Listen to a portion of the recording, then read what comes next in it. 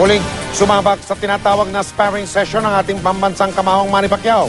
Bilang paghahanda pa rin yan sa laban nila ni Timothy Bradley. At sa gitna ng kanyang pag-iinsayo, may mensahe siya sa nagsugtukang sina Raymond Santiago at Montulfo. Mula sa California, nakatutok si Sports Saksi, Chino Trinidad. Sa ikalawang araw ng training ng defending WBO welterweight champion na si Manny Pacquiao dito sa Amerika, light run lang ang kanyang ginawa dahil sparring day ngayon. Ngunit 30 minuto pa rin ang kanyang nabuo sa malamig at mahamog na umaga dito sa Los Angeles.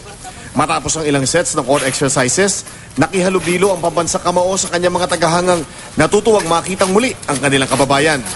Kinahapunan, muling nakiusap si Coach Freddie Roach na wag muna kunan ang sparring session ni Pacquiao at ng Rusong si Ruslan Probodnikov.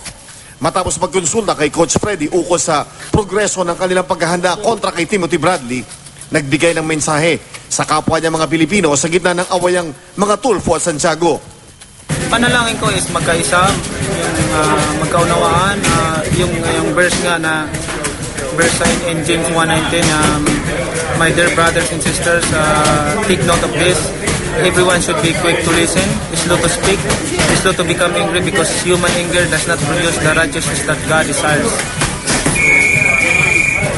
Love one another. Mula sa Los Angeles, California, Chino Trinidad, nakatutok, 24 oras.